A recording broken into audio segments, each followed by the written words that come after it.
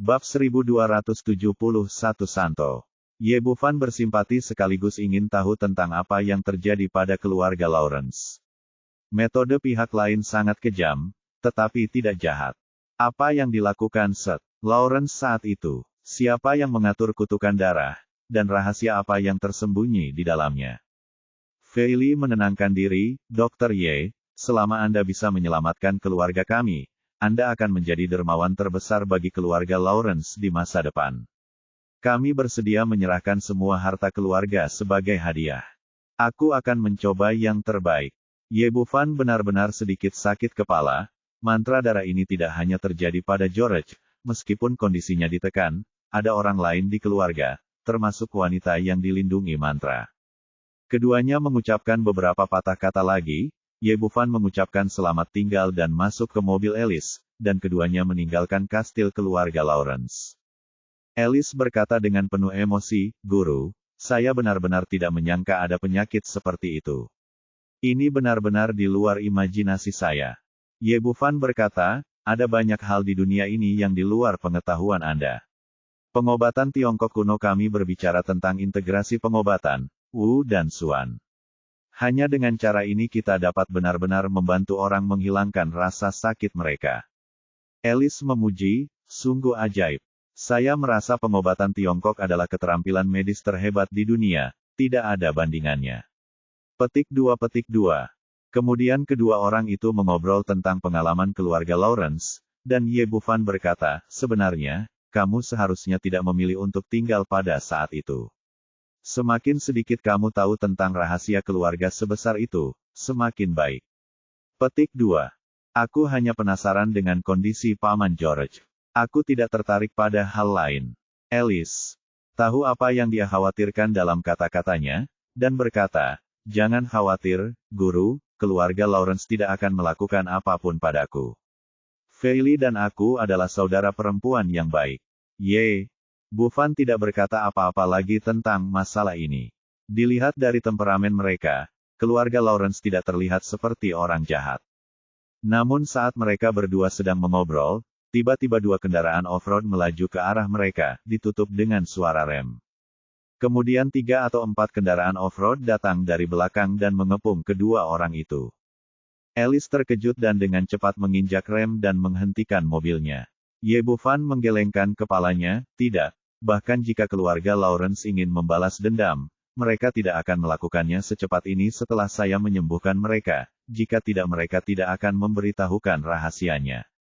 Lalu siapa mereka? Petik 2. Tepat. Ketika kedua orang itu bingung, lebih dari 20 orang melompat keluar dari kendaraan off-road. Pemimpinnya adalah seorang pria jangkung berwarna kuning yang terlihat sangat kuat. Penampilannya agak mirip dengan orang Asia, tapi ternyata tidak, bukan ras Asia, dan hidung mereka relatif tinggi. Mereka semua memegang senjata api, dan mereka semua menunjuk kedua orang di dalam mobil. Dan berkata, "Dr. Ye, silakan keluar dari mobil dan ikut dengan kami, Ai. Nona Liz, pergilah sendiri, kami tidak akan menyakitimu." Alice berteriak, "Siapa kamu? Apa yang ingin kamu lakukan?" Petik 2. Kamu tidak perlu mengetahui hal ini. Pria itu mengabaikan Alice dan menatap Ye Bufan lagi, "Dr. Ye, tolong keluar dari mobil."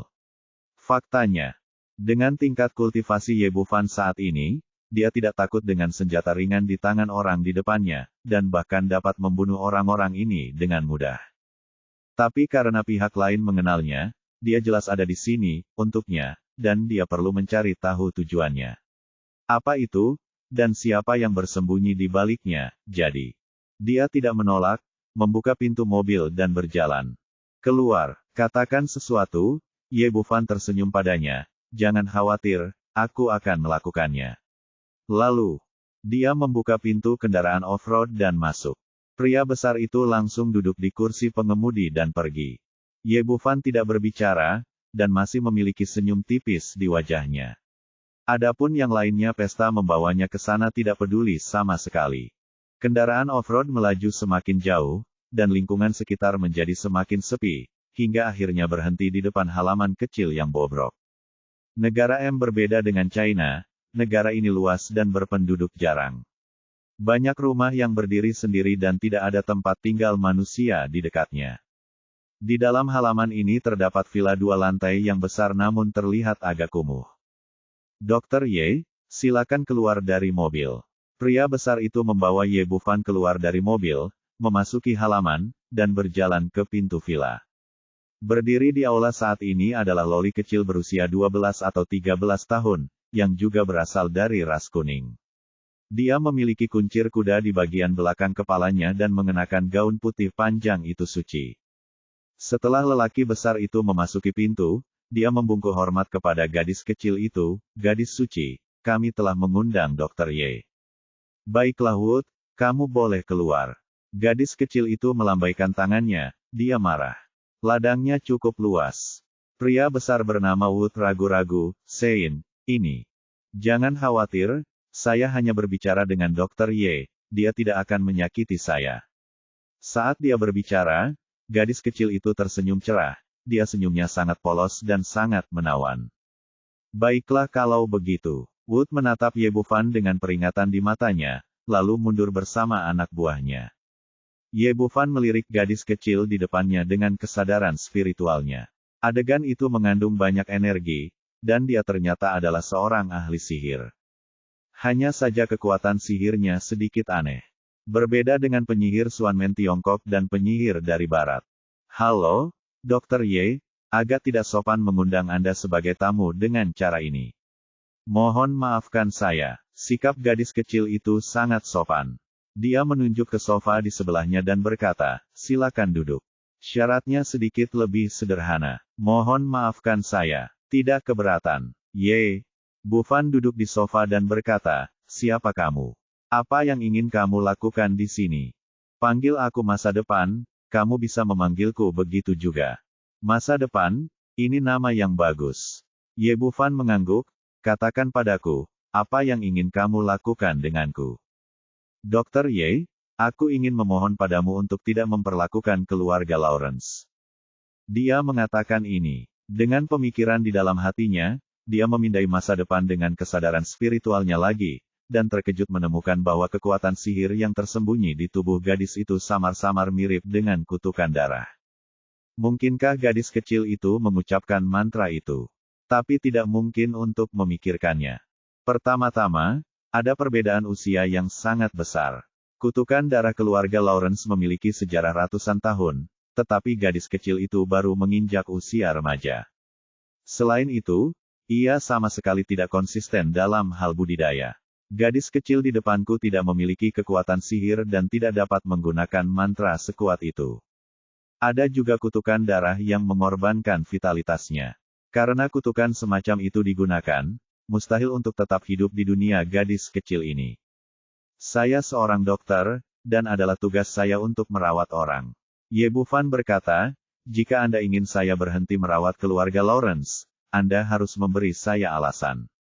Hari ini, kamu pantas mendapatkannya." Gadis kecil itu awalnya tampak polos, tetapi ketika dia mengatakan ini, ada kebencian yang tak terkendali di matanya. Ye Bufan berkata dengan tenang, "Jika aku menolak, apakah anak buahmu akan membunuhku?"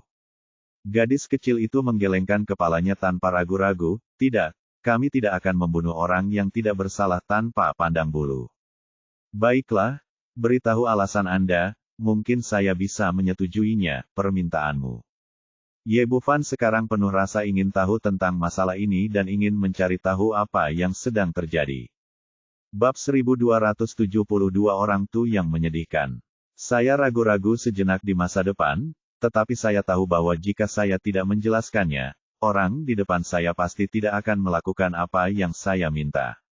"Dr. Ye, saya dari suku Tu, dan saya juga orang suci dari suku Tu." Suku Tu. Ye Bufan masih sangat akrab dengan bangsa ini. Mereka awalnya adalah penguasa negeri ini, sangat ras yang baik hati. Namun ratusan tahun lalu, sebuah perahu layar besar bernama Mayflower memecah kesunyian benua ini. Setelah 102 orang yang selamat dari kapal tiba di sini, mereka menghadapi kesulitan yang tak terbayangkan dan kelaparan serta kedinginan. Pada akhirnya, hanya sekitar 50 orang yang selamat. Pada saat itu, masyarakat Tu yang baik hati membawakan mereka kebutuhan sehari-hari dan mengajari mereka cara berburu dan menanam, sehingga mereka dapat bertahan hidup di tanah ini. Namun penduduk asli yang baik hati ini tidak pernah menyangka bahwa mimpi buruk akan dimulai. Bukannya bersyukur, orang-orang yang tertolong ini malah tertarik dengan benua ini. Pada akhirnya, tak terhitung banyaknya orang Tu yang dibantai, dan hingga saat ini mereka hampir dimusnahkan. Ada raut sedih di wajah Fucher. Ya, meski sekarang tidak banyak orang, kami tetaplah orang Tu. Ye Bufan diam-diam menghela nafas di dalam hatinya. Sepertinya orang Tu memang sudah menolak, bahkan tempat di mana kehidupan suci begitu kasar. Saya sangat bersimpati dengan apa yang terjadi pada suku Anda, tetapi apakah ini ada hubungannya dengan keluarga Lawrence? Karena Seth Lawrence adalah musuh terbesar seluruh suku Tu kita. Masa depan berkata dengan penuh kebencian, Anda pasti pernah mengalaminya apa yang terjadi sebelumnya. Saya mendengar bahwa meskipun orang-orang itu membalas kebaikan dengan permusuhan, kami telah tinggal di tanah ini selama ribuan tahun dan tentu saja memiliki warisan kami sendiri. Kami orang Tu memiliki warisan sihir dan kekuatan untuk melindungi diri kami sendiri pada saat itu adalah seorang suci. Ada lebih dari selusin tetua di klan yang telah mencapai tingkat kultivator ini. Hanya saja anggota klan kami baik hati dan tidak menggunakan kekuatan di tangan mereka untuk membunuh mereka semua. Ye Bufan tidak yakin dengan hal tersebut. Tak disangka, sebagai bangsa yang sudah bertahan ribuan tahun, rasanya aneh jika tidak memiliki warisan sendiri. Lalu apa yang terjadi nanti? Karena kamu memiliki begitu banyak orang kuat, bagaimana kamu bisa gagal nanti dan berakhir di tempatmu sekarang?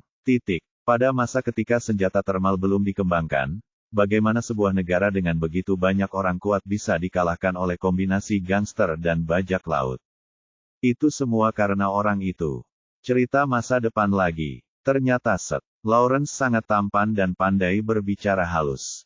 Ia sengaja mendekati suku Tu dan akhirnya bertemu dengan orang suci suku Tu. Orang suci itu baik hati dan sederhana. Dia segera tertipu oleh kata-kata manisnya, jatuh cinta, dan sangat jatuh cinta pada pria ini. Namun, Saint Lawrence tidak memiliki niat baik. Setelah mendapatkan kepercayaan dari Saint, dia mencuri tongkat emas suku Tu. Masa depan berkata, tongkat emas adalah benda suci warisan suku Tu kami. Kekuatan semua praktisi berasal dari tongkat. Tanpa dukungan tongkat emas, kekuatan sihir praktisi kami akan anjlok, dan paling banyak mereka dapat mencapainya, tingkat sihir. Tingkat Guru Fa. Justru karena hilangnya tongkat emas itulah suku kita jatuh dan akhirnya dibantai oleh para bandit itu. Oleh karena itu, Seth Lawrence adalah musuh seluruh suku Tu kita, dan dialah yang menyakiti kita. Ratusan tahun telah berlalu, tetapi ketika masa depan membicarakan hal ini, masih ada kebencian yang mendalam di wajahnya. Ye Bufan diam-diam terkejut. Ia terkejut karena ada rahasia besar dalam kejatuhan suku Tu, namun ia juga tidak menyangka bahwa Seth Lawrence yang dikenal sebagai pahlawan hebat justru akan melakukan hal kotor seperti itu. Tetapi ada beberapa hal yang sudah terungkap. Dia bertanya, jadi, kutukan darah keluarga Lawrence dilakukan oleh kalian orang Tu?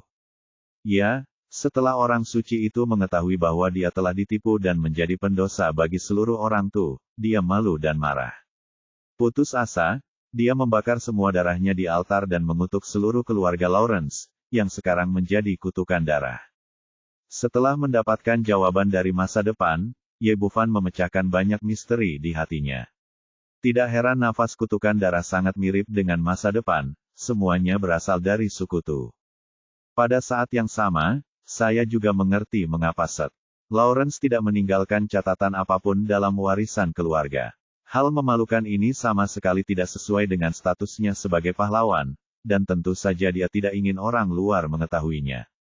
Karena kutukan orang suci, hari-hari setelah Seth Lawrence sangat menyakitkan, dan hidup lebih buruk daripada kematian, jadi dia melampiaskan semua kebenciannya pada kami orang Tu.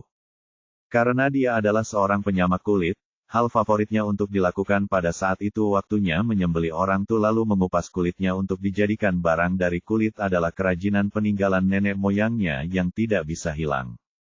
Belakangan, seiring dengan semakin buruknya kondisinya, kebencian di hatinya semakin dalam merasa bahwa membunuh orang Tu saja tidak cukup. Dia mulai menawarkan hadiah agar lebih banyak orang ikut membantai orang Tu. Tengkorak orang Tu bisa ditukar dengan $50 AS, yang tentunya merupakan kekayaan yang sangat besar pada saat itu. Masa depan berkata dengan ekspresi sedih dan marah, kasihan kami. Orang Tu yang baik hati, yang dulunya berpenduduk lebih dari 30 juta, hampir musnah, hanya menyisakan beberapa anggota suku yang tersebar, seperti kita. Ye Bufan terdiam beberapa saat, meski ratusan tahun telah berlalu sejak kejadian ini, namun tetap saja terjadi. Sebuah tragedi. Dr. Ye, alasan mengapa keluarga Lawrence berakhir seperti ini adalah karena mereka pantas mendapatkannya, jadi saya mohon Anda untuk tidak memperlakukan mereka. Ye Bufan berkata, apakah Anda begitu percaya pada saya? Apakah menurut Anda saya dapat mematahkan warisan orang suci Anda? Kutukan darah. Masa depan mengangguk, setelah tongkat emas hilang, budidaya saya sebagai orang suci dari suku Tu tidak terlalu tinggi, tetapi saya masih memiliki intuisi dasar. Saya merasa jika kamu bersedia, kamu pasti bisa menghancurkan orang suci itu. Kutukan darah. Ye. Bufan berpikir sejenak, sebenarnya, menurutku tidak perlu mempertahankan beberapa hal karena itu sudah menjadi sejarah. Ekspresi Future berubah, Dr. Ye, benarkah? Apakah Anda ingin membantu keluarga jahat itu? Sebenarnya, menurut saya pernyataan Anda tidak akurat. Kata Ye Bufan, satu-satunya orang yang benar-benar melakukan kejahatan itu adalah Seth Lawrence, dan dia tidak menceritakan kisah kejahatan ini. Beritahu keturunannya, dan pada saat yang sama, keluarga Lawrence tidak melakukan kejahatan baru apapun dalam beberapa tahun ini. Masa depan menggigit bibir merahnya dengan ringan dan tidak mengatakan apa-apa, kecuali kebencian di matanya masih belum hilang. Ye Bufan menatapnya dengan mata membara, apakah orang suci adalah pemimpin tertinggi suku Tu? Itu benar, masa depan memiliki kedewasaan yang tidak sesuai dengan usianya, karena itu, saya harap Anda tidak melakukannya, berikan kepada keluarga itu bantu mereka dan biarkan mereka menderita hukuman yang pantas mereka terima. Apakah menurutmu tidak apa-apa? Jangan bicarakan ini dulu, kata Ye Bufan, pernahkah kamu berpikir untuk melakukan sesuatu pada bangsamu sendiri? Bahwa dalam kondisi saat ini, biarkan suku Tu berkembang dan biarkan rakyatmu hidup dan bekerja dengan damai dan puas. Masa depan sedikit terkejut, dan kemudian berkata, saya belum memikirkan hal ini ambil tongkat emas kami dan biarkan Lawrence. Keluarganya dihukum. Bab 1273 Pilihan yang sulit. Ye Bufan menatap masa depan dengan mata membara, katakan padaku, bagaimana keadaan rakyatmu sekarang? Petik 2. Kilatan kesedihan melintas di mata Future, jelas merasa patah hati atas keadaan bangsanya sendiri. Jika kamu diberi pilihan, di satu sisi, biarkan keluarga Lawrence menerima hukuman kutukan darah selamanya, di sisi lain, biarkan rakyatmu menjalani kehidupan yang baik, yang mana yang akan kamu pilih? Petik 2. Ada kebingungan di mata Future, jelas tidak berpikir. Mengatasi masalah ini adalah pilihan yang sangat sulit baginya. Dia sangat ingin keluarga Lawrence dihukum, jadi dia mengirim bawahannya untuk memantau apa yang terjadi di sana. Sekarang orang Tu yang tersisa tidak banyak, sekitar 1 juta. Bisa dikatakan hidup ini sulit bagi semua orang. Sulit untuk memilih, bukan? Ye Bufan berkata, sebenarnya, ada satu hal yang harus kamu pahami. Seth Lawrence lah yang melakukan kejahatan paling keji, dan itu tidak ada hubungannya dengan keturunannya. Terlebih lagi, keluarga Lawrence telah diwariskan selama lebih dari 10 generasi dan telah dikenai hukuman yang cukup. Menurut saya, kebencian ini tidak perlu dilanjutkan. Yang terpenting bagi Anda saat ini adalah membiarkan orang-orang Anda menjalani kehidupan yang baik. Masa depan terdiam beberapa saat dan berbisik, Dr. Ye, saya tahu apa yang Anda katakan. Ya, tetapi kemampuan saya terbatas sebelum saya dapat mengambil kembali tongkat emas, dan saya tidak dapat berbuat banyak untuk membantu rakyat saya. Bufan bertanya, bisakah kamu menghilangkan kutukan darah pada keluarga Lawrence? Petik 2. Jika kamu menemukannya, tidak apa-apa mengembalikan tongkat emas itu. Future berkata dengan marah, tapi aku tidak akan membantu mereka. Mengembalikan tongkat emas, mereka akan memberi orang-orangmu sejumlah kompensasi dan menyisihkan sebidang tanah untuk mereka tanam. Apakah kamu bersedia?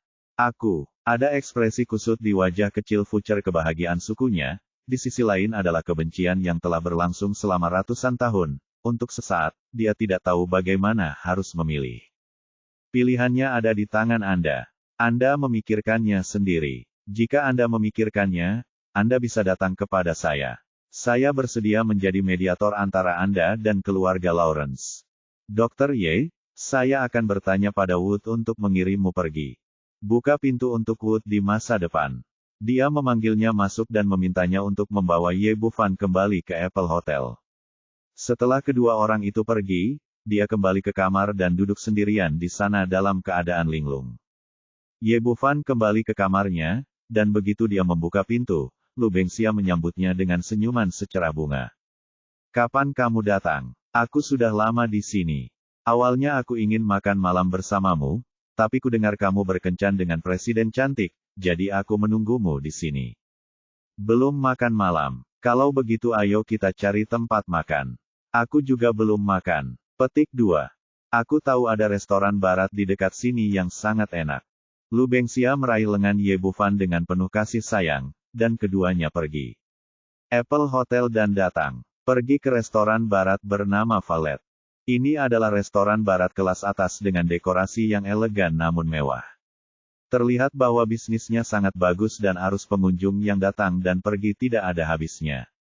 Lu Bengxia meminta kamar pribadi, memesan beberapa hidangan khusus di sini, dan juga memesan sebotol anggur merah, dan mereka berdua duduk untuk makan malam. Lu Bengxia memotong sepotong kecil steak dan memasukkannya ke dalam mulutnya dengan anggun. Saya mendengar bahwa Anda pergi dengan Presiden Ellis. Di mana dia? Mengapa Anda kembali sendiri? Dia membawa saya untuk diberikan kepada seorang teman. Menemui dokter, kasus yang sangat aneh. Ucap Ye Bufan menceritakan kisah perjalanan keluarga Lawrence dari awal hingga akhir. Ya Tuhan, ada hal seperti itu. Lu Bengxia membuka mulutnya karena terkejut dan tidak bisa tenang untuk waktu yang lama. Seth Lawrence dikenal hampir oleh semua wanita dan anak-anak di negara M.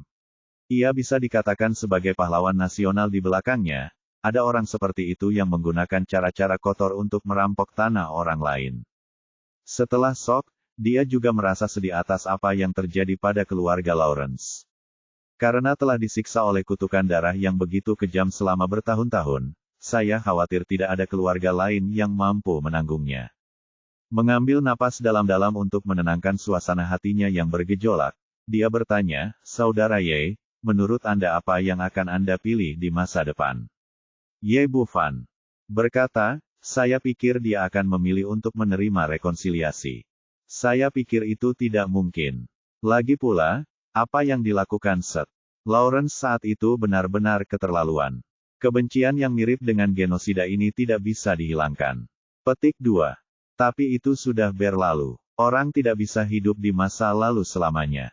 Jika itu masa depan, prioritas utama adalah memikirkan bagaimana menjalani kehidupan yang baik untuk rakyatnya. Petik 2. Ye Bufan berkata, ketika masa depan mengetahui bahwa saya akan membantu keluarga Lawrence, di sana bukanlah ancaman, hanya memohon, dan dia tidak membiarkan bawahannya membunuhku. Bunuh mereka untuk menghindari masalah. Ini menunjukkan bahwa orang itu tetaplah orang yang baik hati dan pasti tidak akan hidup dalam kebencian. Lu Bengxia berkata, Saudara Ye, sepertinya Anda ingin mereka berdamai. Ya, saya harap begitu. Ye Bufan berkata, dosa yang dilakukan saat itu dilakukan oleh Seth Lawrence. Apa yang disebut kerugian tidak merugikan keluarganya. Keturunan sudah menderita ratusan tahun. Menurut saya, itu sudah cukup bagi masyarakat tuh. Yang terpenting bukan balas dendam tapi kelangsungan hidup. 1 juta. Jika ini terus berlanjut, hanya akan ada semakin sedikit. Saya khawatir dalam waktu dekat, ras ini tidak akan ada lagi. Hilang sama sekali dari muka bumi untuk terus hidup dalam kebencian. Bagaimanapun, Seth Lawrence yang melakukan kejahatan telah mati dan menerima hukuman yang pantas diterimanya. Pada akhirnya, jika mereka berdamai, Itu akan lebih baik bagi kita bersedia menjadi perantara bagi mereka. Lu Bengxia bertanya dengan bingung, apa hubungan rekonsiliasi mereka dengan kita? Ye Bufan memandangnya dan tersenyum, saya datang ke negara M kali ini dalam konferensi pertukaran medis. Yang penting adalah mempromosikan pengobatan tradisional Tiongkok dan mempromosikan pengobatan tradisional Tiongkok ke dunia barat. Negara M jelas merupakan bagian yang paling penting. Lu Bengxia menjadi semakin bingung, saya masih tidak mengerti, tradisional pengobatan Tiongkok dan mereka. Apa bedanya? Jika kita ingin mempromosikan pengobatan tradisional Tiongkok ke negara M, ada beberapa poin utama. Pertama, kita harus membuat masyarakat di sini mengenali pengobatan tradisional Tiongkok melalui pertemuan pertukaran beberapa hari ini. Kami awalnya telah mencapai tujuan ini dan berhasil mengambil langkah ini. Kedua, kami membutuhkan dana dan rantai industri. Kami sebelumnya mengambil alih bisnis angel pharmaceutical dan juga mengambil alih jaringan pemasaran mereka, yang dapat digunakan oleh orang Cina praktisi pengobatan. Hal ini tidak terlalu sulit untuk dilakukan. Yang paling rumit adalah penyediaan bahan baku industri obat tradisional Tiongkok. Jika kita ingin membangun pabrik di negara M, kita harus memastikan pasokan obat tradisional Tiongkok dan menyimpan bahan obat dari Tiongkok juga sangat merepotkan, yang jauh lebih tidak nyaman dibandingkan di sini di negara M. Bangunlah basis penanaman bahan obat Anda sendiri. Lu Bengxia awalnya adalah wanita yang sangat pintar, dan ketika dia mengatakan ini, dia sepertinya melakukannya menangkap inti permasalahannya. Saudara Ye, Anda bermaksud menjadi perantara rekonsiliasi antara kedua pihak. Keluarga Lawrence akan memberikan tanah dan dana kepada orang Tu sebagai kompensasi, dan kemudian membiarkan orang Tu membantu kami menanam bahan obat. Bab 1274, Pandangan ke depan. Ya, itulah yang saya pikirkan. Ye Bufan berkata, setelah penyelesaian dapat dicapai, kita dapat membantu keluarga Lawrence menghilangkan kutukan darah di masa depan dan sepenuhnya menyingkirkan mimpi buruk selama ratusan tahun. Dan suku Tu bisa melakukannya, juga mendapatkan banyak uang dan kompensasi materi, melepaskan kebencian sebelumnya, memiliki tanah sendiri, dan memulai hidup baru. Kami tidak hanya membantu masyarakat Tu menemukan jalan keluar baru dan meningkatkan kehidupan mereka, tetapi juga menstabilkan pasokan bahan obat Tiongkok untuk kami. Petik 2. Ini akan menguntungkan kita bertiga, dan tidak akan ada yang rugi. Lu Bengxia berkata dengan ekspresi kagum, ide bagus, Saudara Ye, sejauh ini Anda melihat. Awalnya saya khawatir tentang pasokan bahan obat Tiongkok, tapi saya tidak menyangka Anda akan keluar. Masalahnya selesai sepenuhnya dalam 1 jam. Petik 2. Ini hanya pemikiran saya saat ini, masih banyak yang harus lakukan nanti. Kata Lu Bengxia dengan wajah berbintang, saya percaya Saudara Ye, menurut saya tidak ada apapun yang tidak dapat Anda lakukan. Ye Bufan tidak tahan dengan tatapan panas di mata wanita itu dan berkata, oke, ayo makan cepat. Setelah makan malam, mereka berdua berjalan keluar dari kamar pribadi sambil bergandengan tangan. Begitu mereka sampai di aula di lantai bawah, seorang pria berusia 30-an datang, anak muda. Ini adalah orang bule barat pertama yang terlihat sangat tampan. Dia memiliki rongga mata yang dalam dan batang hidung yang tinggi. Dia memiliki senyuman yang sangat sopan di wajahnya ribuan gadis. Di belakangnya ada 4 pengawal, masing-masing bertubuh tinggi dan memancarkan aura yang kuat. Bengxia, mengapa kamu ada di sini? Bukankah kamu mengatakan ada sesuatu yang penting untuk dilakukan? Pria itu tertegun sejenak ketika dia melihat Lu Bengxia, dan kemudian matanya tertuju pada Ye Bufan, dan merinding melintas jauh di matanya. Lu Bengxia sedikit terkejut melihat pria itu, lalu dia menyandarkan kepalanya di bahu Ye Bufan dan berkata dengan genit, Jerry, makan dengan pacarku adalah hal terpenting bagiku. Kamu bilang ini pacarmu teman. Jerry memandang Ye Bufan dengan tatapan lebih dingin. Dengan banyaknya pacar cantik, Ye Bufan berpengetahuan luas dan berpengalaman dalam banyak pertempuran, jadi dia tahu peran apa yang harus dia mainkan sekarang. Dia tersenyum tipis, halo, izinkan saya memperkenalkan diri. Nama saya Ye Bufan, pacar Bengxia. Senyuman di wajah Jerry menghilang, dan dia berkata dengan ekspresi dingin, Pansia adalah dewi saya, kamu tidak layak untuk itu. Dia. Aku juga mengetahuinya, tapi aku tidak bisa berbuat apa-apa. Dia hanya menyukaiku dan tidak bisa menyingkirkanku. Aku bahkan tidak bisa mengusirnya. Aku juga sangat tidak berdaya. Bu Fan merentangkan tangannya dan tampak tak berdaya. Kamu benar, sayang, aku hanya menyukaimu, jangan berpikir untuk menyingkirkanku. Lu Bengxia jelas sangat puas dengan penampilannya, dan berbalik untuk mencium pipinya. Tuan Jerry, Anda juga melihatnya, saya tidak berbohong, kan? Ye Bu Fan tersenyum bangga, merangkul pinggang ramping Lu Bengxia, dan mereka berdua keluar dari restoran.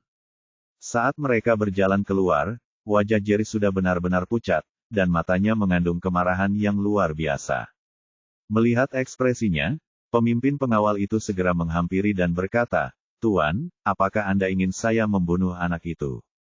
"Terlalu mudah untuk membunuhnya. Saya akan memberi Anda waktu setengah jam untuk mencari tahu apa yang dilakukan anak itu." Petik 2. Setelah Jerry mengatakan itu, dia berbalik dan memasuki kamar pribadi di sebelahnya. "Tuan, kami sudah mengetahuinya. Nama anak laki-laki itu adalah Ye Bu Fan. Dia berasal dari Tiongkok. Dia adalah seorang dokter yang datang pada pertemuan pertukaran pengobatan Tiongkok ini. Konon keterampilan medisnya sangat baik, dan dia juga dijuluki medis peri. Seorang dokter kecil berani mengikuti saya merampok wanita. Kalian orang China yang sombong benar-benar mencari kematian." Jerry sedang memegang segelas anggur merah, dengan ekspresi seram di wajahnya. Kepala pengawal bertanya, "Tuan, apa yang ingin Anda lakukan dengan anak itu?" Jerry meminum semua anggur di gelas. "Ini adalah wilayah saya di Apple City. Saya ingin mengirimnya ke penjara dan kemudian membiarkannya dia pergi. Wanita jalang itu, Lu Bengxia, kemarilah dan mohon padaku. Tuan, ada satu hal yang saya tidak mengerti. Karena Anda menyukai gadis itu, mengapa kita tidak mengikatnya saja? Mengapa Anda harus melakukannya? Bersusah payah dan harus melihat wajahnya." Petik 2. Tahukah kamu apa-apaan ini? Jerry berkata, "Aku tertarik pada wanita ini, tapi yang lebih penting pada Angel Group di belakangnya. Kami tidak berani memiliki Cantona yang bertanggung jawab sebelumnya. Nah, sekarang saya seorang wanita Tionghoa, ini memberi saya kesempatan. Jika saya benar-benar ingin mendapatkannya, saya akan memiliki kesempatan untuk menyerang Angel Pharmaceutical keluarga dan kepala keluarga berikutnya. Posisi itu milik saya."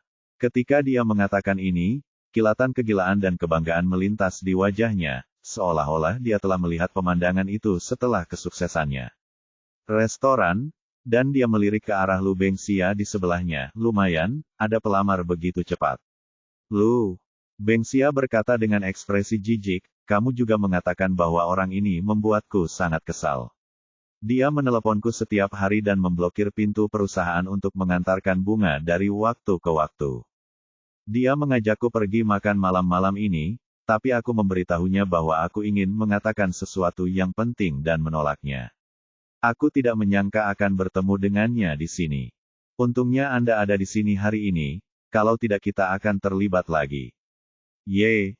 Bu Fan tersenyum dan berkata, "Saya telah banyak membantu Anda, apakah Anda ingin berterima kasih kepada saya?" Petik 2. Baiklah. Setelah Lu Bengxia selesai berbicara, dia mencium pipi satunya.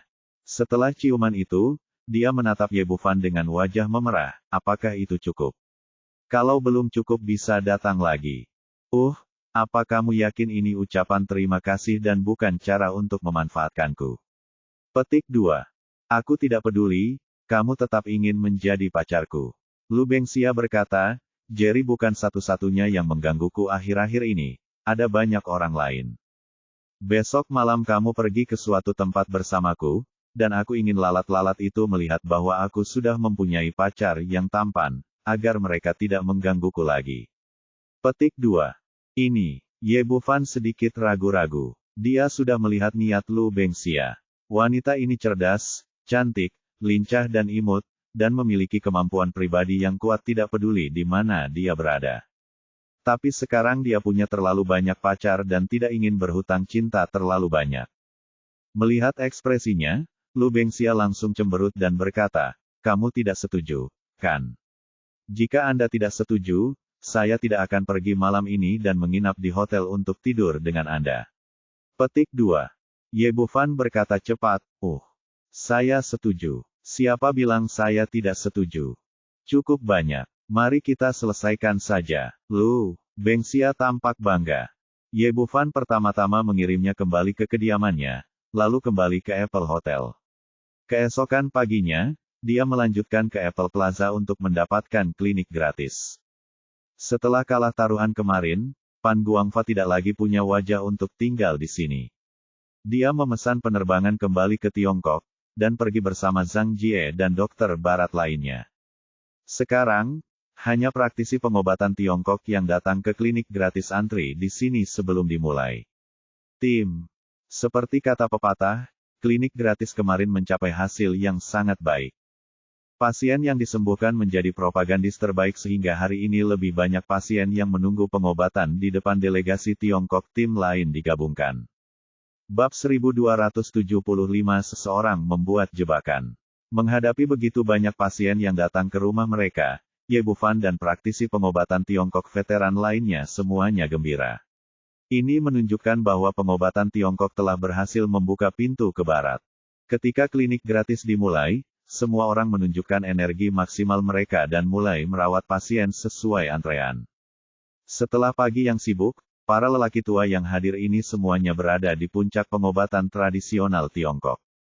Setiap pasien yang datang ke sini datang dengan harapan yang tinggi dan pergi dengan gembira. Melihat hari sudah siang, para pasien yang mengantri di sini otomatis pergi, memberi istirahat kepada para dokter. Melihat adegan ini, Ye Bufan hanya bisa mengangguk diam-diam. Hubungan dokter-pasien di Tiongkok sedang tegang dalam beberapa tahun terakhir. Jika dokter dan pasien dapat menempatkan diri pada posisi masing-masing dan memahami satu sama lain, konflik tidak akan terjadi sama sekali. Pada saat itu, terdengar suara berisik, dan belasan gangster yang mengenakan rompi dan berbagai tato di lengannya berlari mendorong seorang pemuda kulit putih berlumuran darah. Orang-orang ini berteriak keras sambil berlari, "Di mana dokter? Datang dan selamatkan orang-orang." Ye Bufan mengangkat alisnya. Orang-orang ini berlari ke alun-alun, tetapi mereka tidak ragu-ragu dan langsung berlari menuju pengobatan tradisional Tiongkok Huaxia. Dan terlihat bahwa orang-orang ini benar-benar jahat. Mereka mendorong orang berdarah ini ke sini hanya dengan satu tujuan, yaitu untuk menimbulkan masalah bagi diri mereka sendiri. Jika mereka tidak dapat menyembuhkan orang ini di sini, mereka pasti akan mengambil kesempatan untuk mendiskreditkan pengobatan Tiongkok, dengan mengatakan bahwa efek terapeutik pengobatan Tiongkok terlalu dilebih-lebihkan. Adapun siapa yang mengaturnya masih belum jelas. Ketika situasi pengobatan tradisional Tiongkok di negara M semakin membaik, hal ini pasti akan mempengaruhi kepentingan banyak orang dan merampas peluang sebagian orang, sehingga wajar jika menimbulkan masalah bagi diri sendiri. Apa yang kalian lakukan berdiri di sekitar sini? Kemarilah dan selamatkan orang-orang. Seorang pria kulit hitam yang tinggi dan kuat berteriak keras. Cao Xinghua dan yang lainnya memandang Ye Bufan bersama-sama. Pertama, mereka tidak mengerti bahasa Inggris dan harus bergantung pada penerjemah saat mengobati penyakit. Apakah kalian semua tuli? Pria kulit hitam besar itu jelas sangat tidak puas dan mengulurkan tangan untuk meraih lengan Lou Baiming. Orang ini tingginya sekitar 2 meter dan beratnya lebih dari 200 kilogram. Tangan hitam besarnya sebesar kipas daun ketail. Jika dia tercakar, mungkin itu terlalu berat untuk Lou Baiming di usianya. Berhenti. Ye Bufan melangkah maju dan mengangkat tangannya dengan santai dengan tangan kanannya. Pria itu merasakan mati rasa di lengannya dan tanpa sadar menurunkan tangannya. Pria kulit hitam besar itu tertegun sejenak, lalu berteriak, "Cepat selamatkan orang-orang. Jika terjadi sesuatu pada saudaraku, aku ingin kamu terlihat baik." Ekspresinya terlihat cemas dan prihatin, tapi Ye Bufan tahu ini pria itu benar-benar hanya berpura-pura. Termasuk orang yang terluka tergeletak di tanah, yang terlihat memar parah dan berdarah, namun nyatanya itu hanya luka dangkal. Jelas sekali bahwa ini adalah situasi yang diatur dengan hati-hati untuk dirinya sendiri. Tidak peduli apakah dia memperlakukannya atau tidak, atau bagaimana dia memperlakukannya, pada akhirnya dia akan menimbulkan masalah di pihaknya. Babi Cina, apakah kamu tidak mendengar apa yang kami katakan? Pada saat ini, seorang pembunuh dengan kepala di sebelahnya bergegas mendekat dan menamparkan wajah Ye Bufan. Mencari kematian. Begitu pria itu mengangkat tangannya, Ye Bufan menendang perutnya dan menendangnya beberapa meter jauhnya. Pria itu merobohkan beberapa meja dan kursi satu demi satu, dan akhirnya menabrak tempat sampah dengan suara keras. Brengsek, beraninya kamu memukul seseorang. Seperti dugaan Ye Bufan, orang-orang ini datang dengan suatu tujuan. Bunuh dia, kami tidak menerima babi Cina. Raung pria kulit hitam itu, memimpin dengan mengayunkan tinjunya sebesar kaserole dan menghantamkannya ke arah Ye Bufan. Yang lain juga merespons satu demi satu dan bergegas dengan seluruh gigi dan cakar mereka. Bahkan yang terluka di tanah pun melompat dan bergabung dengan kelompok pertempuran. Melihat pemandangan ini, ada orang di sekitar yang marah, ada yang khawatir, dan ada pula yang sombong. Seperti kata pepatah, di mana ada orang, di situ ada sungai dan danau. Orang iri, tak terkecuali dokter. Sejak pertemuan pertukaran dimulai, delegasi pengobatan Tiongkok yang dipimpin oleh Ye Bufan telah mencuri perhatian. Apalagi selama 2 hari klinik gratis, dokter pengobatan Tiongkok telah merawat lebih banyak pasien daripada totalnya. Reputasi mereka semakin tinggi, yang tentu saja menimbulkan kebencian sebagian orang. Oleh karena itu, banyak pihak yang berharap tim pengobatan Tiongkok bisa diperbaiki habis-habisan oleh para gangster tersebut, terutama para pemuda yang mencuri perhatian. Tapi adegan berikutnya benar-benar mengejutkan orang-orang ini. Begitu para gangster itu menerkam mereka, mereka terbang seperti karung pecah. Bahkan tidak ada yang bisa melihat dengan jelas apa yang terjadi. Semua orang ini dibaringkan ke tanah, menangisi ayah dan ibu mereka, dan mereka sangat menderita. Ya Tuhan, apakah ini kungfu Tiongkok yang legendaris? Ya Tuhan, kungfu Tiongkok bukanlah legenda, itu benar-benar ada. Orang Cina ini luar biasa. Tidak hanya keterampilan medisnya yang hebat, tetapi juga keterampilan medisnya yang hebat. Kungfu juga hebat sekali. Para penonton berseru kaget. Ekspresi para gangster kecil yang dirobohkan tiba-tiba berubah.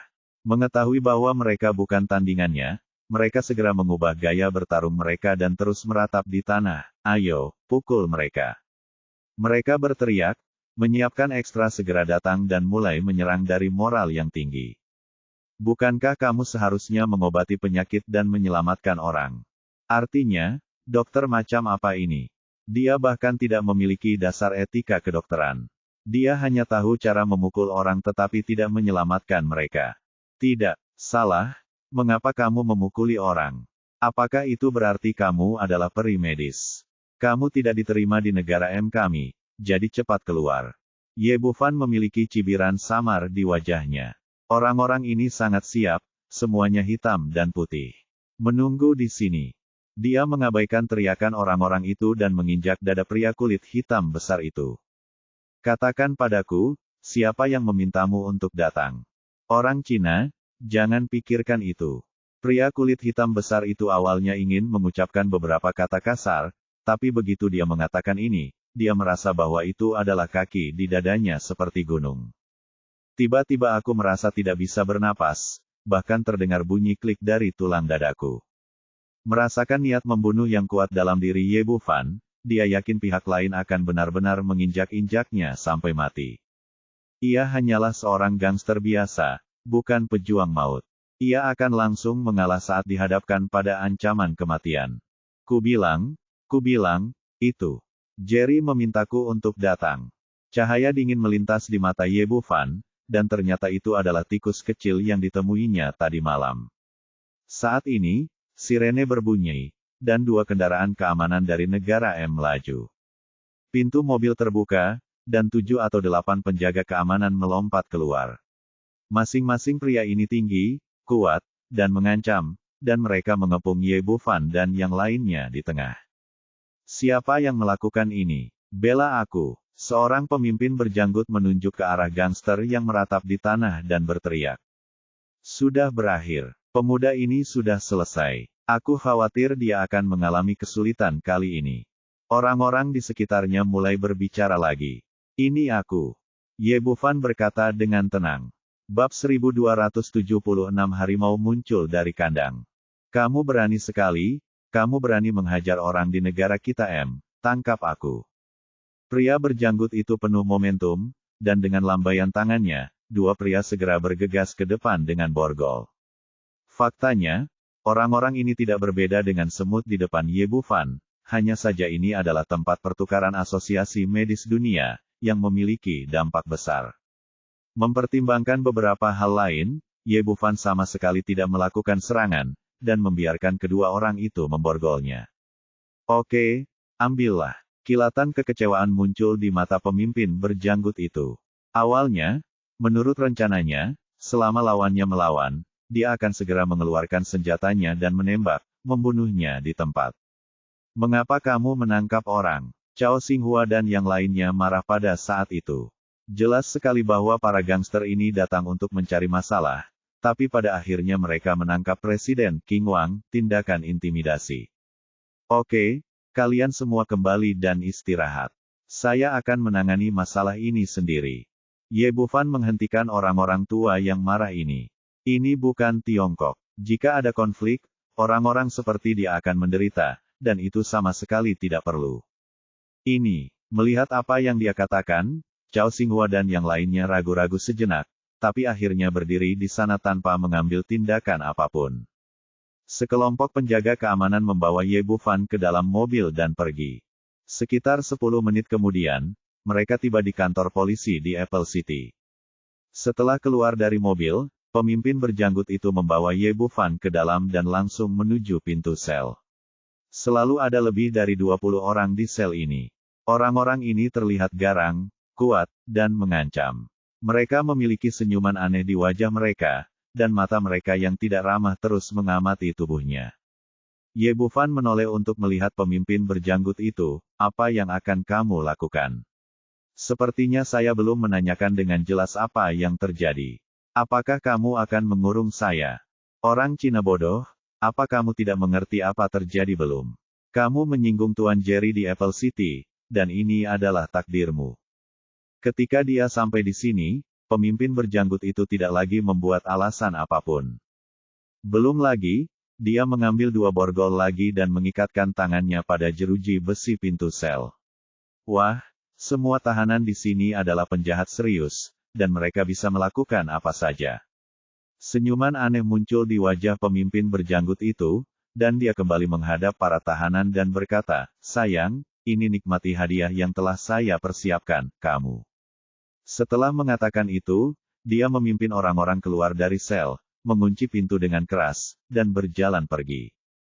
Jelas sekali bahwa semua ini sengaja diatur. Semua penjaga keamanan di depan pintu telah pergi, hanya menyisakan penjahat di belakang mereka yang mengawasi dengan penuh semangat. Pada saat ini, seluruh sel segera mulai mendidih. Para tahanan bersorak dan menatap Ye Bufan dengan mata cabul, seolah-olah serigala lapar telah melihat mangsanya setelah lama di penjara. Orang China tampan, putih dan lembut, dan kulit mereka tidak lebih buruk dari wanita. Wanita bukan apa-apa, menurutku pria lebih nyaman dibandingkan. Setelah tinggal di sana selama itu lama, hari ini akhirnya, kita bisa makan daging. Merasakan tatapan orang-orang ini, Ye Bufan merasakan hawa dingin di hatinya. Tentu saja, itu bukan rasa takut, tapi dia hanya merasa sangat menjijikkan. Saya sudah lama mendengar bahwa ada beberapa orang dengan hobi khusus di sini, tapi saya tidak menyangka jumlahnya banyak. Cepat berbaris dan biarkan bos datang duluan. Jangan khawatir tentang siapapun. Setiap orang punya bagian. Pembicaranya adalah seorang pria kulit hitam jangkung dan gemuk, memarahi para tahanan di belakangnya yang akan pindah. Lalu dia menoleh ke seorang pria botak di sebelahnya dan berkata, "Bos, kamu duluan. Jangan takut, sayang, aku akan sangat lembut." Pria botak itu melangkah mendekat, dengan senyum cabul di wajahnya, dan mengulurkan tangan untuk meraih pantat Ye Bufan. Para tahanan di belakang mereka semua tertawa tidak senonoh. Di mata mereka, pria Tionghoa di depan mereka adalah seekor domba yang akan disembelih, dan mereka dapat melakukan apapun yang mereka inginkan. Ye Bufan benar-benar tidak tahan dengan orang-orang ini dan terlalu malas untuk bermain lagi. Dia hanya menjabat tangannya dan melepaskan borgolnya. Pria botak itu terkejut, "Wah, aku tidak menyangka kamu benar-benar mampu." "Bos, kita banyak sekali, dan dengan tubuhnya yang kecil, bagaimana dia bisa membuat gelombang?" "Benar, lepaskan. Lebih menarik membukanya daripada memainkannya, dan kamu bisa membuka banyak posisi." "Kamu benar, lebih menarik bermain seperti ini." Pria botak itu hanya terkejut, "Bagaimana kabarmu?" Bufan melepaskan tangannya dari borgol. Tidak mempedulikan yang lain, dia melambaikan tangannya ke orang di belakangnya, telanjangi dia dan tekan dia. "Saya akan mulai." Petik 2. Ya, semua orang setuju, dan orang yang bergegas lebih dulu adalah si hitam gemuk astaga. Orang ini mengulurkan tangannya yang besar dan berminyak dan meraih lengan Ye Bufan. Namun sebelum dia sempat menyentuh orang lain, tiba-tiba dia merasakan serangan yang kuat di perut bagian bawahnya, seolah-olah dia baru saja ditabrak kereta api. Kemudian seluruh tubuhnya terbang mundur seperti bola meriam dan menghantam dinding di belakangnya dengan keras. Orang-orang di sebelahnya kaget. Anda pasti tahu kalau pria kulit hitam gemuk ini memiliki berat lebih dari 300 kilogram. Dan pria Tionghoa di depannya hanya menendangnya begitu saja. Pria botak itu berkata dengan marah, "Apa-apaan ini? Banyak sekali dari kita yang pergi bersama. Aku tidak percaya kita tidak bisa mendapatkan satu pun pria cantik." Ketika orang-orang ini sadar kembali, mereka juga merasakan hal ini adalah kebenarannya, dan mereka segera bergegas maju. Namun kemudian mereka menyadari bahwa terkadang memiliki lebih banyak orang belum tentu berhasil, dan mereka bahkan tidak melihat apa yang sedang terjadi, sehingga mereka terbang mundur seperti karung rusak. "Jangan bilang kamu bisa mengalahkan musuh hanya dengan satu gerakan." "Aku." Pria botak itu masih mengulurkan tangan untuk melepaskan ikat pinggangnya, namun langsung berhenti saat melihat pemandangan di depannya.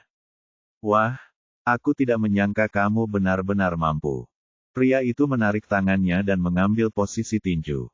Alasan mengapa ia mampu mendominasi di sini adalah karena ia adalah seorang petinju yang sangat baik sebelumnya, dan di sini ia mengandalkan sepenuhnya pada tinjunya untuk berbicara. "Orang Tionghoa, coba saya lihat apakah Kung Fu Tionghoa Anda dimainkan." Pria botak itu awalnya ingin mengucapkan beberapa kata pembuka, tetapi sebelum dia selesai berbicara, sebuah telapak tangan muncul di depannya, dan kemudian ada sebuah jepret, lalu dia ditampar ke tanah. Tamparan ini sangat kuat, dan meskipun tidak menggunakan energi aslinya, tamparan itu langsung merontokkan separuh gigi orang ini. "Brengsek, aku akan membunuhmu." Pria botak itu sangat marah hingga dia bahkan lupa tentang perbandingan kekuatan antara dirinya dan lawannya, dan bergegas mendekat dengan tinjunya yang melambai. Terdengar suara tajam lagi, dan dia terjatuh ke tanah lagi. Kali ini pria tersebut terbangun setelah dipukuli, dan menyadari bahwa dia lebih buruk dari anak kecil di depan pihak lain, dan hanya bisa dipukuli. Semua orang juga menyadari bahwa orang Tionghoa di depan mereka bukanlah seekor domba yang akan disembelih, melainkan seekor harimau yang keluar dari kandang, yang tidak dapat mereka tandingi sama sekali. Saat ini, mata mereka penuh ketakutan. Ye Bufan melihat sekeliling dengan tajam, apakah ada orang lain yang ingin mengambil tindakan? "Tidak. Tidak lebih." Pria botak itu fleksibel dan sikapnya berubah dengan sangat cepat. "Adik itu, ini semua kesalahpahaman." "Itu semua salah paham." "Menurutku tidak." Ye Bufan tersenyum bercanda, "Karena tidak ada di antara kalian yang mengambil tindakan, giliranku." Bab 1277 Nyanyikan Taklukkan Aku. Setelah Ye Bufan selesai berbicara, dia berjalan menuju pria gemuk hitam besar itu. "Kamu tidak mungkin seperti ini, kamu kasar, kamu tidak manusiawi." Pada saat ini, pria gemuk berkulit hitam tidak lagi memiliki keganasan dan kesombongan seperti sebelumnya menghadapi orang mesum, dengan ekspresi tulus di wajahnya. Sungguh menyedihkan, sedih dan tidak berdaya. Ye Bufan sama sekali tidak menghiraukan orang ini, mengulurkan tangannya dan meraih lehernya.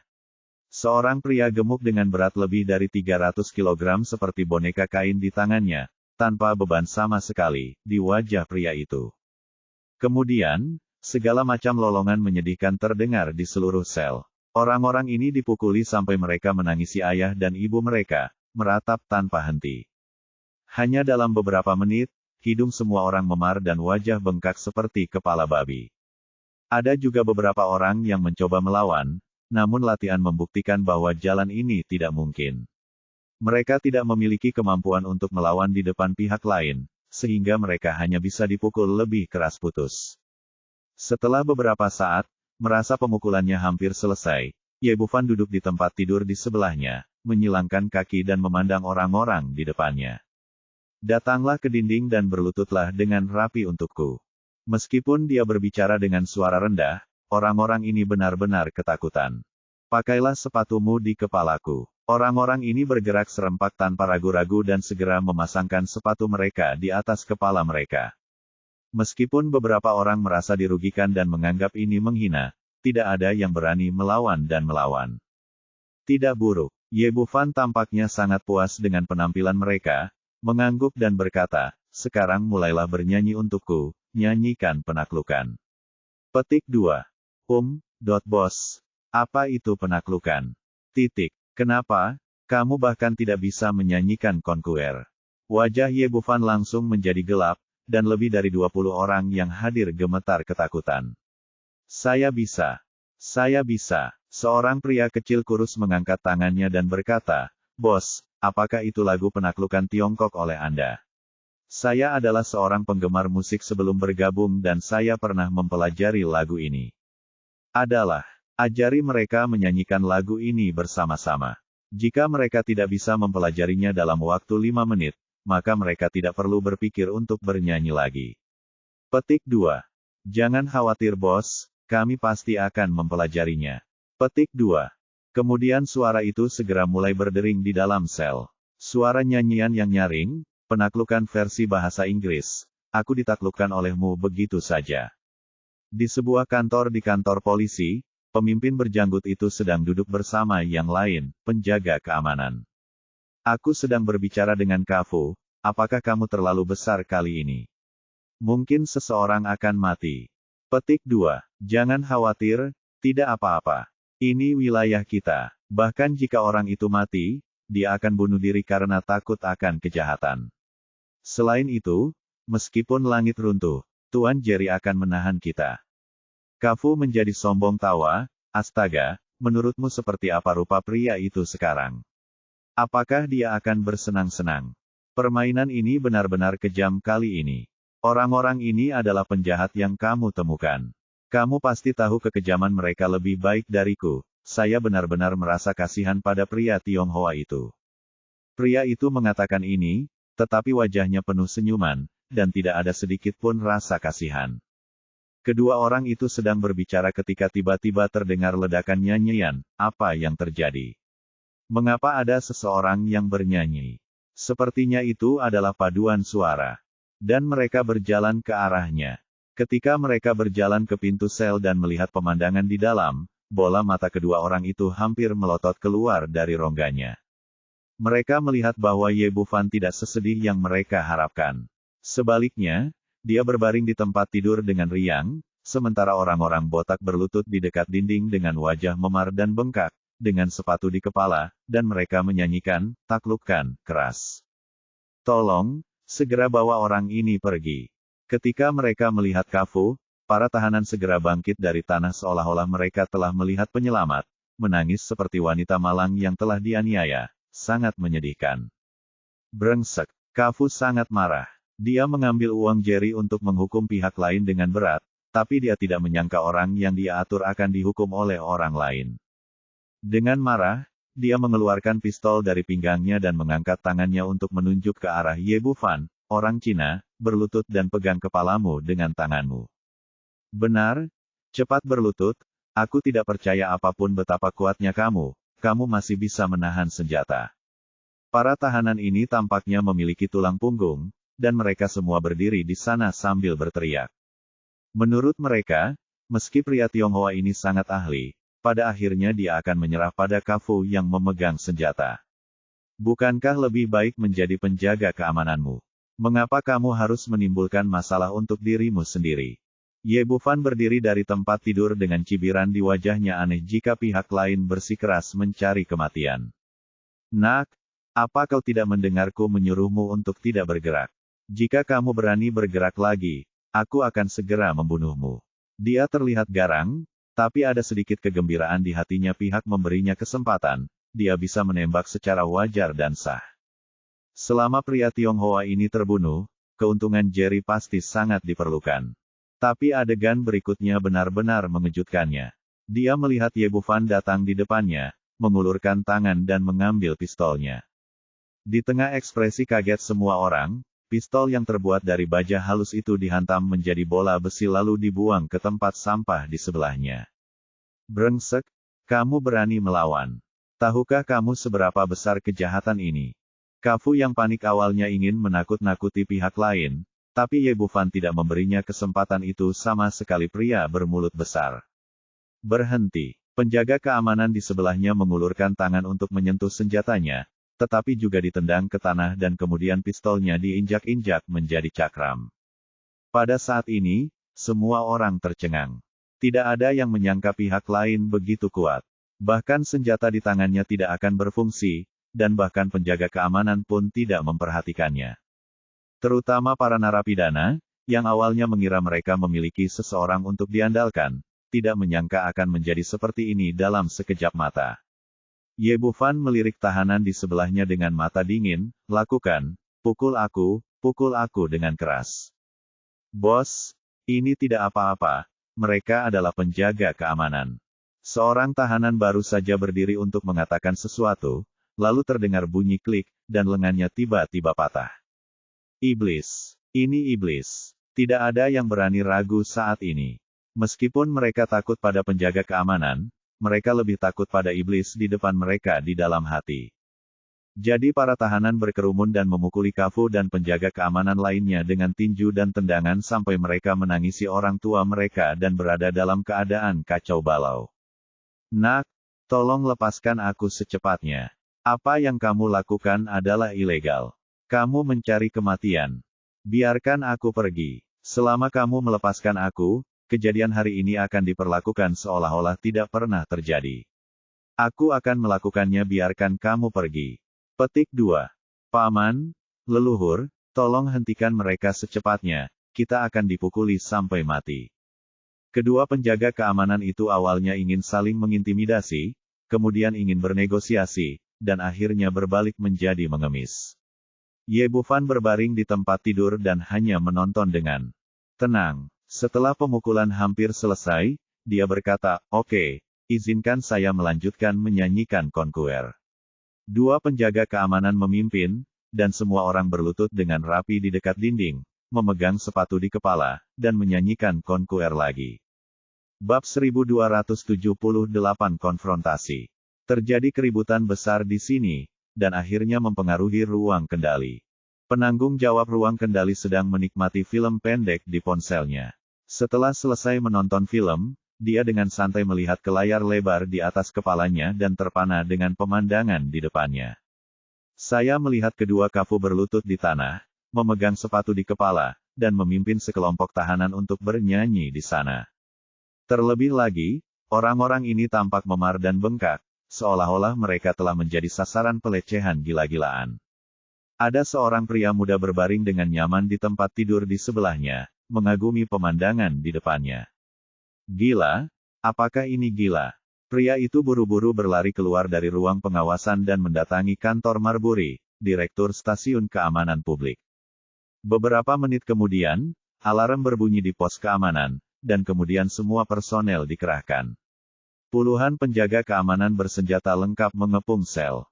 Orang-orang di dalam, dengar, kalian semua dikepung di sini, cepat angkat tangan. Di bawah komando Marbury, 10 penjaga keamanan elit bersenjata lengkap bergegas masuk ke dalam sel. Tetapi orang-orang ini baru saja masuk dan sebelum mereka mengetahui apa yang sedang terjadi, mereka semua dijatuhkan ke tanah, dan senjata api di tangan mereka dirampas oleh pihak lain. Tak lama kemudian, nyanyian di dalam sel menjadi lebih keras dari sebelumnya, dan orang-orang ini juga bergabung dengan tim bernyanyi. Untungnya, sel ini cukup besar, jika tidak maka tidak akan mampu menampung banyak orang. Marbury benar-benar tercengang. Setelah bertahun-tahun menjadi penjaga keamanan, ini adalah pertama kalinya dia menghadapi situasi seperti itu. Siapa yang bisa memberitahuku apa yang terjadi? Dia berteriak dengan marah pada orang-orang di sekitarnya. Seperti ini, seorang penjaga keamanan di sebelahnya yang pergi untuk menangkap Ye Bufan mulai berbicara, dan akhirnya berkata, "Direktur, itulah yang terjadi." Pria Tionghoa ini dibawa kembali oleh Kafu.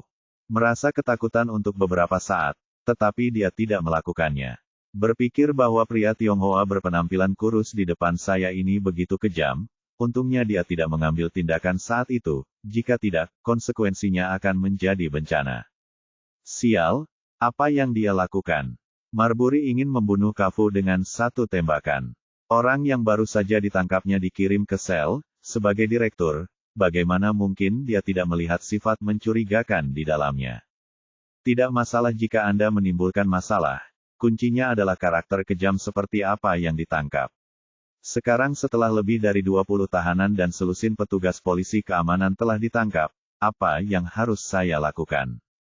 Direktur, saya akan pergi. Seorang pria kulit hitam jangkung berdiri.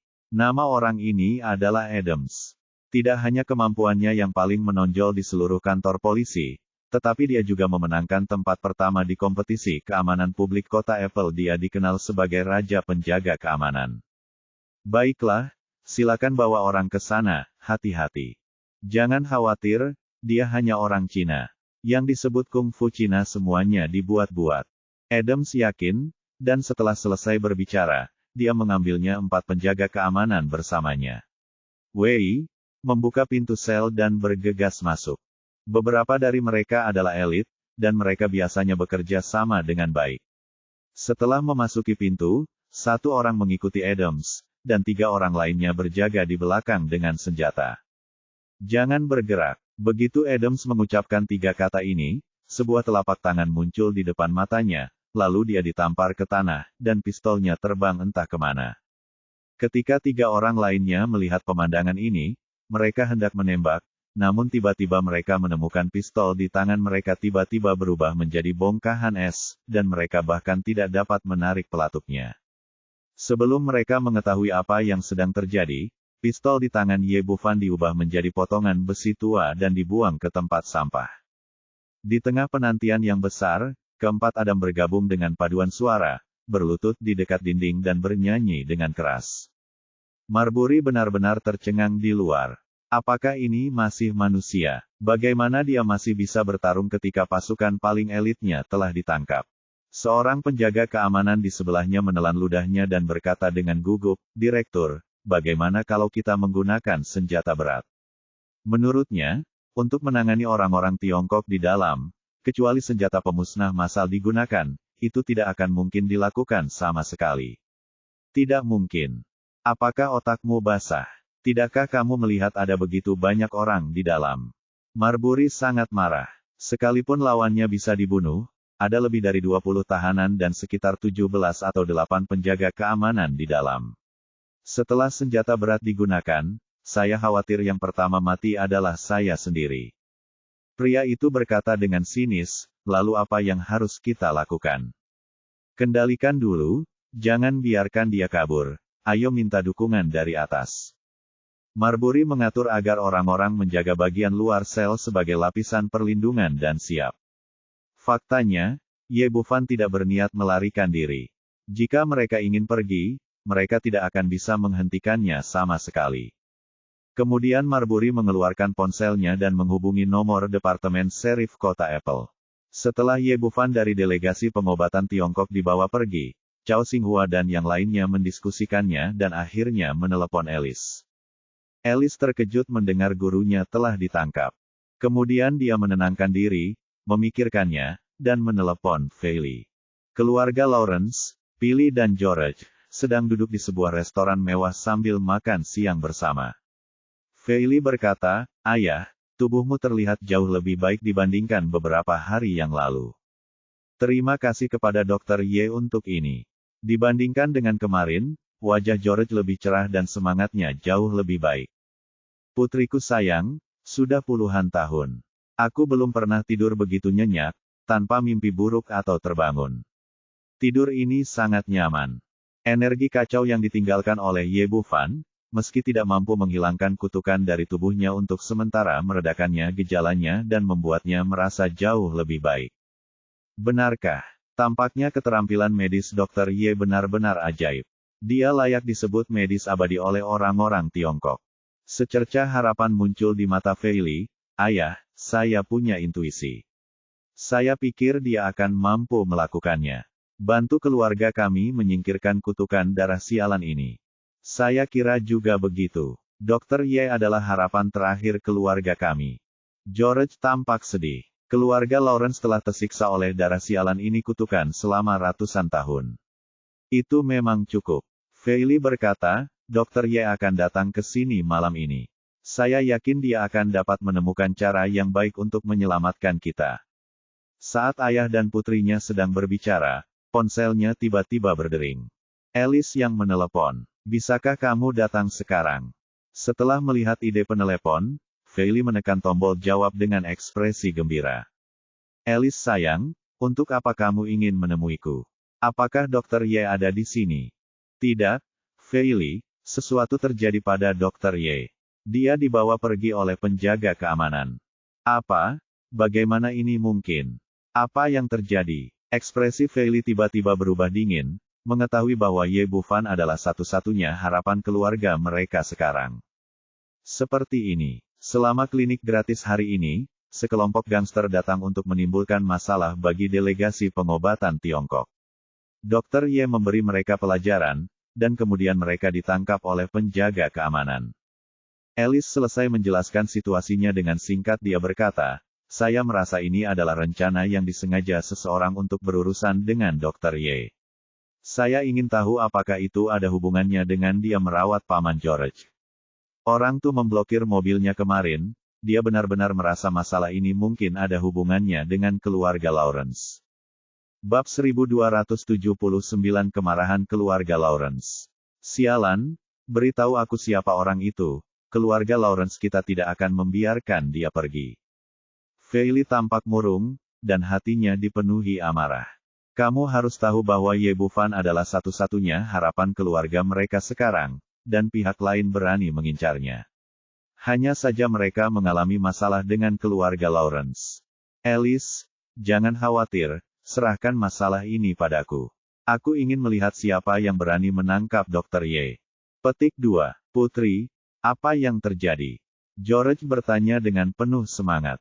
Meskipun dia tidak mendengar dengan jelas isi panggilan itu, dia tahu bahwa sesuatu yang besar telah terjadi pada Ye Bufan. Ayah yang seperti ini. Fei Li menceritakan situasinya dalam beberapa kata. Setelah mendengar ini, George menjadi sangat marah. Terlepas apakah itu ditujukan pada keluarganya atau tidak, jika dia menyentuh Ye Bufan, dia akan berselisih dengan keluarganya sendiri. Jika sesuatu terjadi pada Dr. Ye, keluarga mereka akan kehilangan harapan, dan mereka harus menjalani kehidupan yang lebih buruk daripada kematian.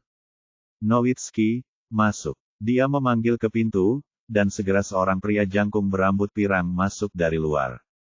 Keluarga besar seperti keluarga Lawrence memiliki penjaganya sendiri di negara M, dan pria berambut pirang ini adalah kapten penjaga mereka, Nowitzki.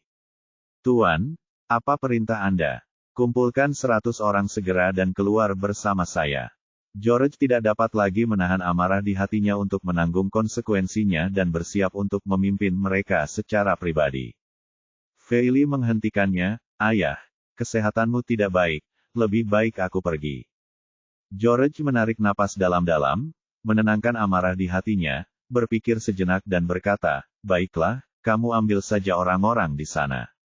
Ingat kata-kataku, tidak peduli siapa itu, dia harus membayar harganya, dan masalah hari ini harus ditangani demi kepuasan Dr. Ye. Sebagai keluarga teratas di negara M, keluarga Lawrence pasti memiliki ini, kepercayaan diri. Jangan khawatir, ayah, saya tahu apa yang harus saya lakukan.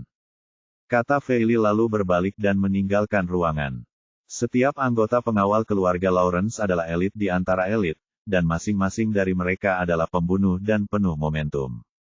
Ayo pergi, ayo pergi. Fei Li tampak tegas. Setelah mengatakan itu, dia masuk ke dalam mobil Lincoln-nya dan pergi ke arah Biro Keamanan Umum Ye Bufan. Saat ini, di dalam kantor polisi, Direktur Marbury menunggu dengan cemas, berharap bala bantuan dapat dikirim secepatnya. Tidak lama setelah dia selesai menelepon, terdengar suara mesin yang kencang, dan mobil dinas milik William, Direktur Departemen Serif Kota Apple, masuk. Di belakangnya ada sebuah Mercedes-Benz hitam, yang jelas itu adalah mobilnya, dari Heinze, penguasa kota Apple. Apa yang terjadi? Bahkan penguasa kota pun terkejut. Marbury terkejut, dan kemudian menemukan bahwa bukan hanya dua mobil ini yang datang, tetapi iring-iringan mobil panjang di belakang mereka. Pemimpinnya adalah Lincoln memanjang, yang tampak seperti jenis anti peluru yang dibuat khusus, diikuti oleh lebih dari 20 kendaraan off-road. Ini mobil kepala keluarga Lawrence. Setelah melihat plat nomor Lincoln yang diperpanjang, Marbury menjadi semakin gugup. Tanpa diduga, keluarga Lawrence datang ke tempatnya. Sebagai Direktur Biro Keamanan Umum, dia memiliki latar belakang tertentu, jadi dia tentu tahu status seperti apa yang dimiliki keluarga ini di negara M. Mereka adalah keturunan Seth Lawrence, Panglima Besar pertama. Tidak hanya memiliki kekayaan yang tak terhitung jumlahnya, mereka juga memiliki pengaruh yang besar dan bahkan dapat mempengaruhi pemilihan Panglima Besar saat ini. Tidak berlebihan jika dikatakan bahwa orang dengan status tertinggi di Apple City bukanlah penguasa kota, melainkan kepala keluarga Lawrence. Saat pikirannya sedang kacau, beberapa mobil berhenti di depannya. Pintu mobil terbuka, William dan Heinze keluar dari mobil terlebih dahulu, lalu pilih keluar dari mobil Lincoln yang diperpanjang. Beberapa orang mengepung Fei Li di tengah dan berjalan menuju sisi ini seperti bintang yang memegang bulan. Saat Marbury hendak naik untuk menyapa, Heinze bertanya dengan marah, "Sialan, ceritakan padaku apa yang terjadi di sini." Marbury menelan ludah dan berkata dengan gugup, "Seorang pria Tionghoa muncul di sini. Dia adalah preman. Dia membajak penjaga keamanan kita." "Kentut, itu tamu terhormat keluarga Lawrence." Heinze yang marah menamparkan wajah Marbury dengan atasan mulut besar.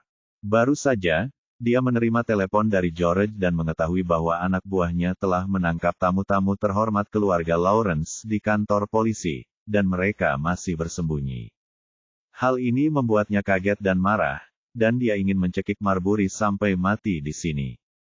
Anda harus tahu bahwa sebagai penguasa kota, sebagian besar, dia mengandalkan dukungan dari keluarga Lawrence. George sangat marah sekarang. Begitu dia membuat marah orang besar ini, dia mungkin tidak bisa duduk dengan kokoh di kursinya. Marbury kemudian menyadari bahwa sesuatu yang besar telah terjadi. Masalah sebenarnya bukanlah orang di dalamnya, tetapi fakta bahwa dia telah membuat marah keluarga Lawrence. Tidak heran Nona Fei Li datang langsung ke tempat kejadian. Pada saat yang sama, hatinya juga sangat aneh. Anda harus tahu bahwa mengingat status keluarga Lawrence, mereka tidak pernah mengerahkan pasukan sebanyak itu selama bertahun-tahun. Apa identitas pria Tionghoa ini? Bagaimana Nona Fei Li bisa datang langsung ke kantor polisi? Tapi tidak ada hal lain yang penting sekarang. Yang penting adalah bagaimana menenangkan amarah wanita tertua. Tuan Kota, ini semua salah paham. Kami benar-benar tidak tahu bahwa dia adalah tamu terhormat keluarga Lawrence. Dalam kepanikan yang luar biasa, Marbury buru-buru menarik semua anak buahnya. Fei Li mendengus dingin, mengabaikan orang ini, dan berjalan menuju kantor polisi. William, Heinze, dan Marbury mengikuti dari belakang. Semuanya cemas dan sangat gugup. Segera mereka sampai di pintu sel. Situasi di dalam tidak banyak berubah saat ini.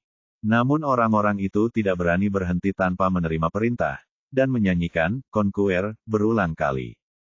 Heinze, William dan yang lainnya diam-diam mendecakkan bibir mereka. Situasi ini sungguh aneh. Ini adalah pertama kalinya mereka melihatnya selama bertahun-tahun. Fei Li tidak memperhatikan hal ini. Yang dia pedulikan hanyalah mengapa Ye Bufan dikurung di dalam. Dia berbalik dan bertanya dengan wajah tegas, "Siapa yang bisa memberitahuku mengapa Tuan Ye dimasukkan ke dalam sel?" "Menanyakanmu, mengapa kamu menangkapnya?" William memandang Marbury dengan ekspresi sinis. Tunggu untuk menemuinya sekarang. Dia baru saja mencekik bawahan ini sampai mati karena telah menyebabkan banyak masalah baginya. Aku juga tidak tahu. Marbury menunjuk ke arah Kafo, yang sedang berlutut di sudut. Dia menangkapnya, dan aku tidak tahu apa yang terjadi. Kali ini langsung melalui Kafo dan tidak melalui Marbury.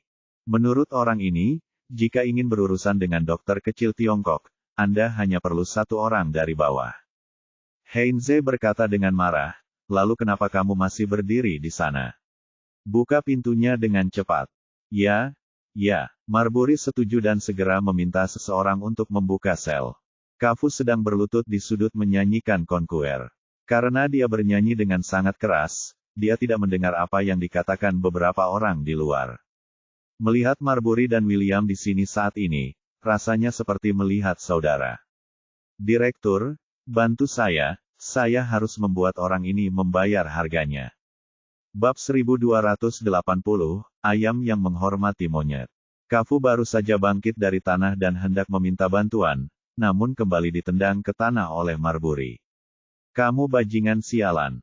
Apa yang kamu lakukan? Fei Li mengabaikan mereka, segera mendatangi Ye Bufan, dan berkata dengan ekspresi hormat, Dr. Ye, aku minta maaf karena membuatmu merasa bersalah. Di belakang bahkan lebih terkejut lagi. Sangat jarang bagi Fei Li untuk maju ke depan. Saya khawatir beberapa kepala negara di negara-negara kecil tidak akan memiliki kekuatan ini. Tapi sungguh luar biasa pemuda di depannya masih bisa membuat wanita muda ini begitu hormat. Marbury semakin gemetar hatinya. Karena Fei Li sangat menghargai Ye Bufan, dia benar-benar dalam masalah hari ini. Aku baik-baik saja, seperti yang kamu lihat, cukup nyaman tinggal di sini, dan ada orang yang bernyanyi untukku. Ye Bufan tersenyum tipis. Diharapkan seseorang dari keluarga Lawrence akan datang semuanya, keluarga ini nasibnya masih di tangannya sendiri. Fei Li berkata, Tuan Ye, silakan pergi dari sini bersama saya. Tidak. Saya tidak bisa pergi dulu. Seseorang ingin memenjarakan saya. Bagaimana jika saya keluar dan dia langsung meminta penjaga keamanan untuk menembak saya? Lalu apa yang harus saya lakukan? Jika ini bukan kematian yang tidak adil, lebih baik tetap di sini. Setelah dia mengatakan ini, beberapa orang di belakangnya gemetar di dalam hati mereka itu tidak mungkin. Seperti kata pepatah, lebih mudah mengundang dewa daripada mengusir mereka. Orang tidak akan pergi sampai semuanya selesai. Jangan khawatir, Tuan Ye, saya pasti akan memberi Anda penjelasan atas apa yang terjadi hari ini. Fei Li sangat menghormati Ye Bufan, tetapi ketika dia berbalik, wajahnya muram seolah-olah air menetes dari wajahnya. Lord Heinze, Tuan William, haruskah Anda memberikan penjelasan kepada keluarga Lawrence kami tentang masalah ini? Nona Fei Li, jangan khawatir. Saya pasti akan menyelidikinya dengan jelas dan saya tidak akan membiarkan Tuan Ye dianiaya. Meraih kerah Kafo dan menariknya, ceritakan dengan jelas, apa yang terjadi hari ini. Kafo awalnya berpikir bahwa akan mudah untuk berurusan dengan seorang dokter kecil Tiongkok, dan kemudian mampu mendapatkan sejumlah besar uang manfaat dari Jerry sungguh luar biasa. Saya tidak pernah membayangkan hal-hal akan menjadi seperti ini. Pada titik ini, dia tidak berani menyembunyikan apapun lagi dan menceritakan keseluruhan cerita dengan jelas dari awal hingga akhir. Bajingan, William dan Marbury sangat marah. Mereka berani mempermainkan tamu terhormat keluarga Lawrence. Kedua orang itu berbalik dan berkata dengan nada meminta maaf, Tuan Ye yang terhormat, saya benar-benar minta maaf. Masalah ini adalah kesalahan kami. Kami meminta maaf kepada Anda. Ye Bufan berkata, minta maaf. Jika permintaan maaf itu bermanfaat, lebih baik minta maaf. Apa yang kamu inginkan dari departemenmu? William terdiam dan berbalik dan berkata, Kafo, kamu dipecat. Kafo tiba-tiba merasa panik setelah mendengar hasilnya. Dia terjatuh lemas ke tanah.